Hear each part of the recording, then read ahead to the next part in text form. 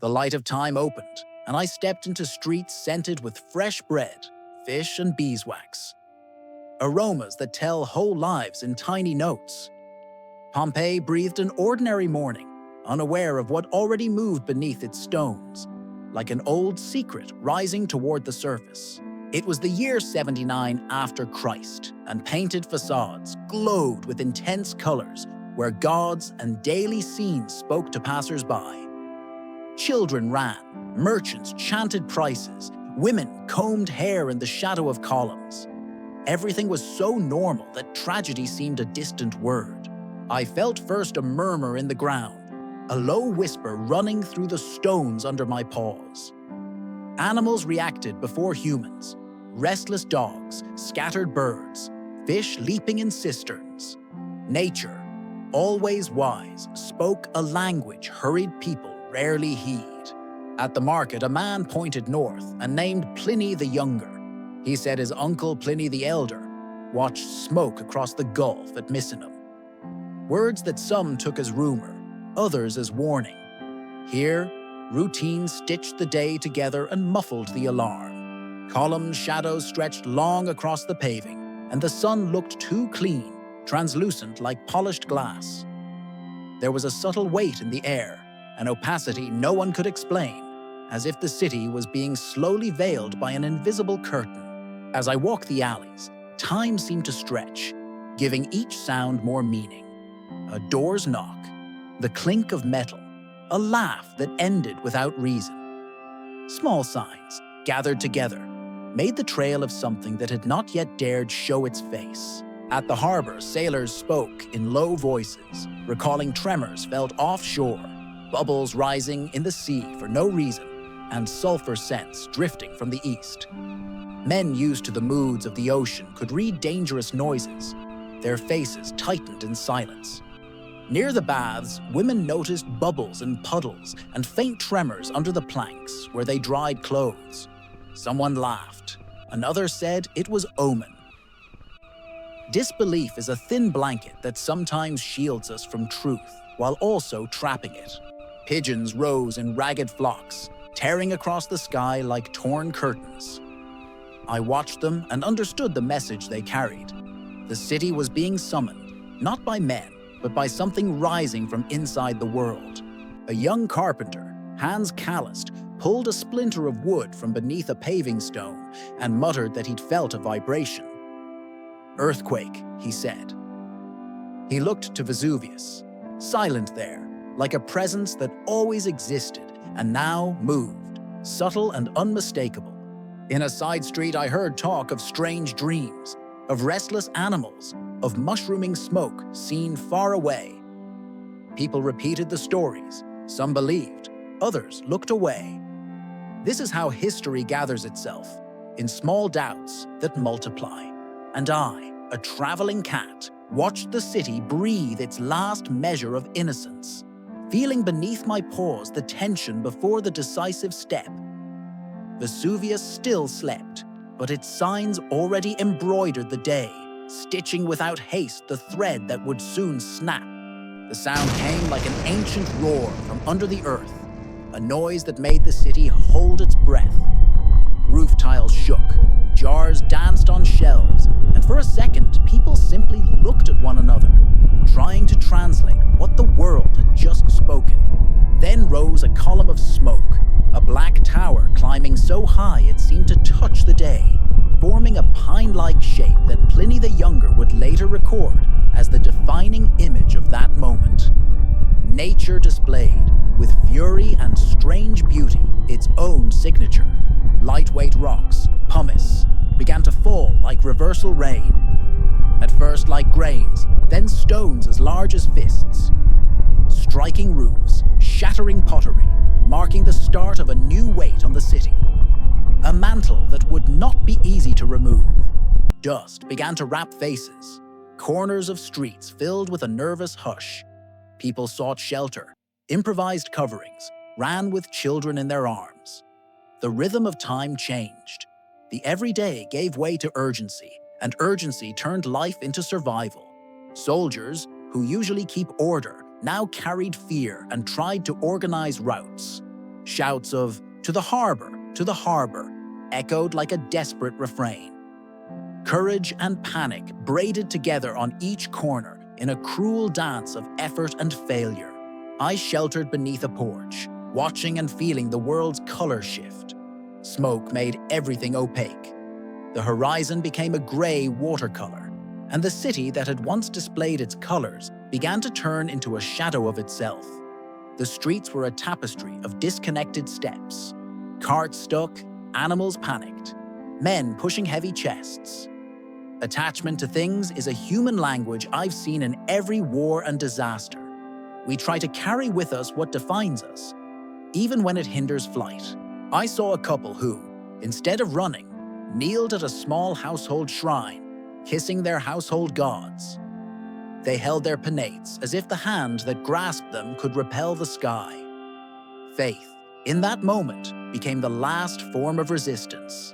Cries competed with supplications. Some tried to mediate. Others begged for goods. Some prayed for salvation. The city became an organism, trying only to remain whole, breathing irregularly like a fevered chest. A cartwheel gave way beneath the new weight. People fell, rose, ran again. I saw hands offer help to strangers, and that, more than any public hero, consoles me in tragedies. The spontaneous solidarity that needs no summoning. In the distance came the rumor of ships at Misenum preparing to help. Pliny the Elder, man of sea and study, already made gestures that would be remembered as acts of courage. Yet courage does not guarantee salvation for all. The city surrendered to despair, slowed. Movements grew heavy, as if each breath required more effort. I sensed in people the same attempt to hold on to fragments of previous life. Family portraits, small statues, letters, objects that carry memory. Ash thickened, and every breath became work. When the sun appeared, it was no longer clear, instead cloaked in a veil of dust-softening shadows, turning the city into a painting in tones of lead. Day, suddenly, died without the ritual of setting. Light was swallowed, and an early, strange night fell, with volcanic thunder streaking the sky and long tracings of intermittent fire. The darkness of that dusk carried the gravity of a final warning. Men dragged loads, hauled boats, pushed nets to try to save what they could. But the weight of dust, piling like dirty snow, made all efforts futile. Those who insist on carrying the past often lose the chance to run for the future. Reports came of ships readied, men boarding prows, ready to carry those who could reach them. Pliny the Elder, a figure who would become emblematic, led efforts that mixed science and compassion. Thus, tragedy and greatness walked together. My paws were coated with a film of dense ash, and the world sounded like a low, repeated growl that made me understand nothing here would ever be the same. What fire did not destroy, ash would bury and later preserve. Amid the chaos, vendors converted tents into improvised shelters, and anonymous hands shared water, comfort, and care. A reminder that, even at the end, humanity persists in finding solace where it can. The night seemed borderless. Each step raised sighs of dust that covered faces and erased features. Floors, mosaics, wall paintings. All turned gray, as if the city were slowly becoming a forgotten sculpture. Places I had known full of life, baths and gymnasia, stood abandoned with warm utensils on tables, half-eaten plates. The everyday stopped mid-gesture, and that hurts me. There were pauses between explosions when silence felt louder than any previous sound. In those spaces, I felt people's stories, entire lives compressed into small actions. An unspoken word, a postponed meeting, a promised embrace never realized. I saw a group struggling toward the shore, hauling bodies, pushing nets. But the sea, once a refuge, now returned wreckage. The harbor filled with debris that blocked departures. Salvation can sometimes be a blocked port. In a narrow lane, I found a family trying to light a candle. Their eyes held fear and tenderness in the same glance. The flame trembled, and ash tried to smother it, covering each breath. Still, this insistence on staying human until the last instant mattered. Time sometimes bows before tragedy, not in mercy, but in recognition. I felt the weight of that recognition, the way the world folds and records, silent and relentless, each gesture fate interrupted. At dawn, a sound came that no one could bear to describe. A roar so deep it seemed to pass through the flesh of the world. Vesuvius unleashed what it had stored for centuries in a single movement of beginning and end. The pyroclastic cloud appeared like a ghost of heat and stone, descending the slope in a wave that asks no mercy. It was swift, invisible in its lethality, and people, stunned, had no time even for a last cry. I felt the air vibrate like a taut string, my body tense. Heat came without warning, a pressure that burned skin and numbed instinct. Human forms ceased movement, as if time had given them an eternal pause. Some hands still made absurd gestures, trying to hold something dissolving in heat. Others searched for children. Some tried to stifle a last breath for a neighbor. Everything became static, like sculptures that would no longer move. The cloud passed in a flash, and when it calmed, a silence remained so profound it felt holy. I walked among petrified bodies, not with horror, but with reverence. Each person there preserved an entire life in a final posture, and it broke me. After its throe of death, Vesuvius stood immense and calm, as if it had returned to the world what it had kept in its belly. It felt as if something had been written there, not on paper, but on stone, ash, and forms the time would keep. The streets were now memory corridors, and I walked between shapes that seemed sculpted by destiny itself. The city looked like a tragic display, showing the future what daily life really means when interrupted. There were small scenes that read like short stories in frozen gestures. A merchant with his hand still outstretched, a mother curled around a child, an artist whose brush had dropped. Each tableau said more than any chronicle. I remembered Pliny the Younger, who would put into letters what the eye could not reach, the distant sense of impotence, the narrative of loss from someone who watched from afar. Without his words, the city might have remained only a smudge of dust and silence.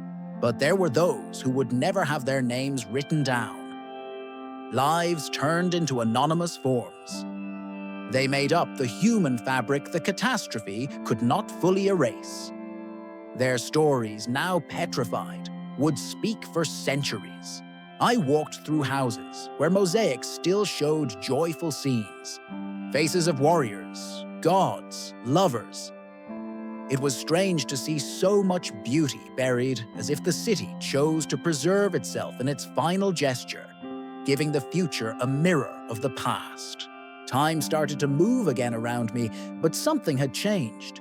I carried the certainty that human memory, even when amputated, finds ways to remain, and that tragedy, paradoxically, becomes a repository of remembrance. The edges of the real frayed, and the scene of Pompeii began to recede. Not like forgetting a painting, but like putting away a heavy relic, carefully, reverently, with a sense of permanent loss. I looked once more at corridors full of marks from interrupted life. There, among statues and ceramic shards, millions of stories rested without knowing their own end. I understood then that witnessing is both honor and burden. I felt time turn around me, building a passage made of fragile light. No clue to the destination awaited me, only the certainty that there are events heavy even for the wind.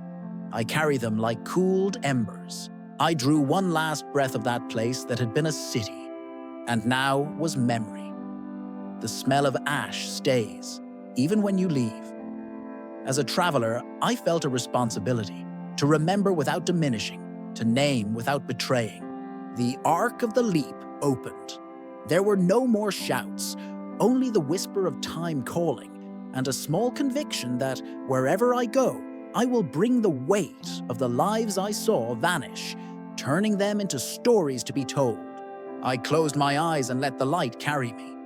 Pompeii was left behind, but its images remained alive inside me, like pages carved in stone. Once again I departed, without answer, but full of remembrance. If you want to keep traveling with me through the moments that shaped humanity, leave a like, subscribe to the channel, and turn on notifications. Each leap reveals how the past still breathes beneath our memories. See you in the next episode.